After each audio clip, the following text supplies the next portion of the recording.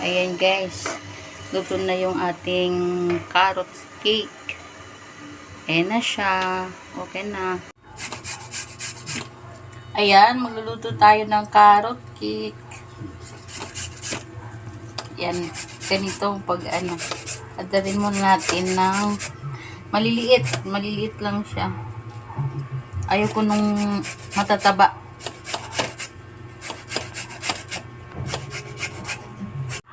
Ayan guys, maglalagay na tayo ng 4 na itlog. Yan. Haluin natin.